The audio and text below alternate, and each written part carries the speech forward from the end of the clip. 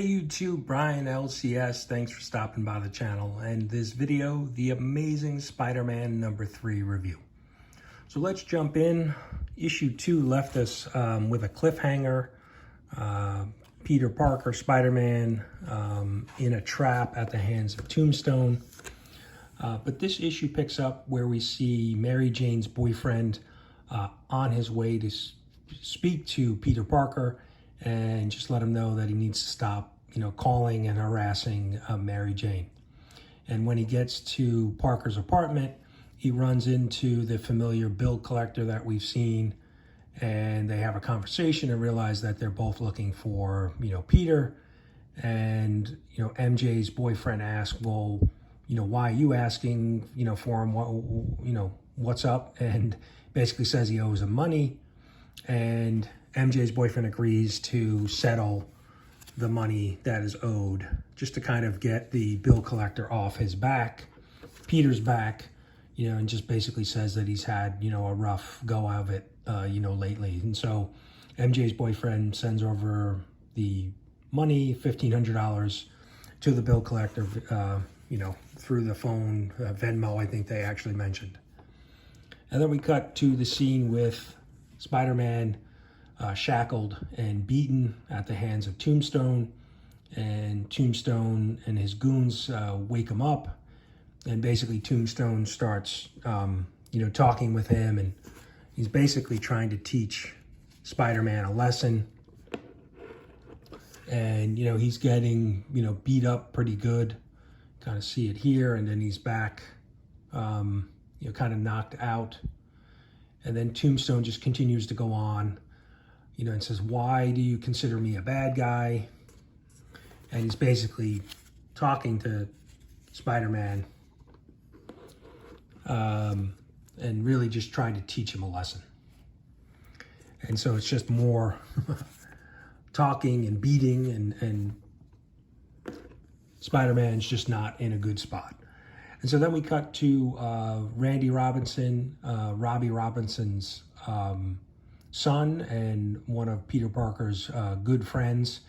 And he is with Tombstone's daughter, and they're on vacation, and they're kind of talking back and forth about the future. And Randy's trying to get up the courage to ask her to marry him, and then she pops the question to him.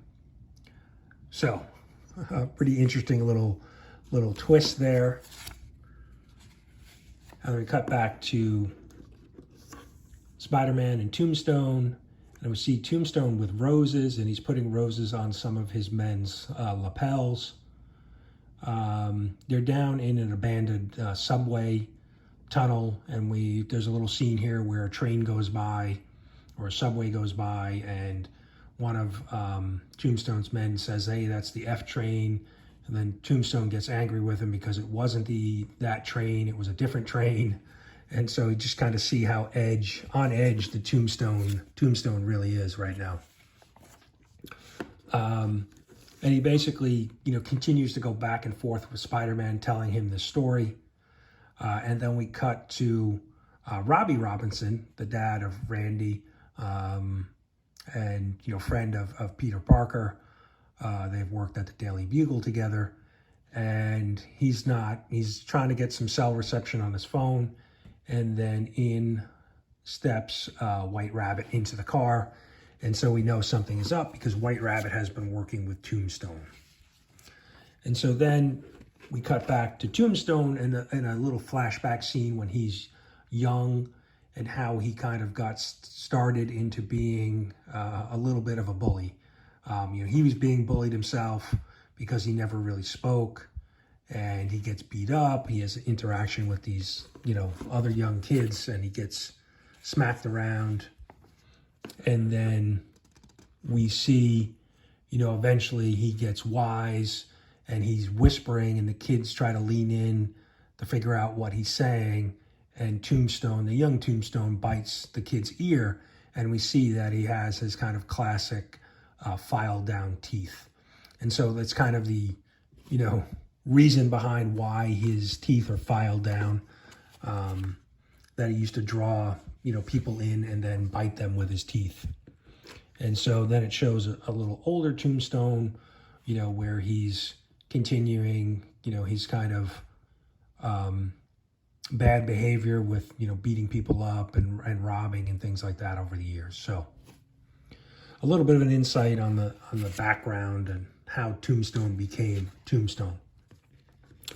Now we cut back to present day with Tombstone and Spider-Man, and walks in what appears to be Roses, the Roses men, and there's been a little bit of confrontation back and forth with Tombstone and the Rose, and Spider-Man even points it out, why are the Roses men here, and he basically says, well, that's not Tombstone tells Spider-Man that that's not the Roses men, it's just his men in disguise, and they're going to go out and shoot up a city block in New York City, and hopefully have the blame taken by the Roses men, and then hopefully some other superhero will go after them and take them down and basically dismember or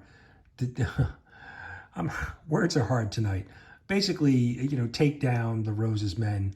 So it's kind of a setup for the Roses men. So we've seen now Spider-Man gets set up, and now there's this trap being laid for the Roses men, or Rose and the Roses men.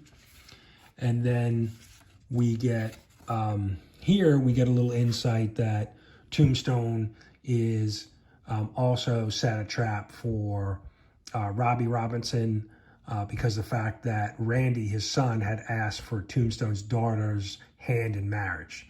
So he's basically tying up a bunch of loose ends, right? He's got Peter Parker, Spider-Man trapped. He's setting a trap for the Rose. That's hopefully there's some retaliation from some other superhero.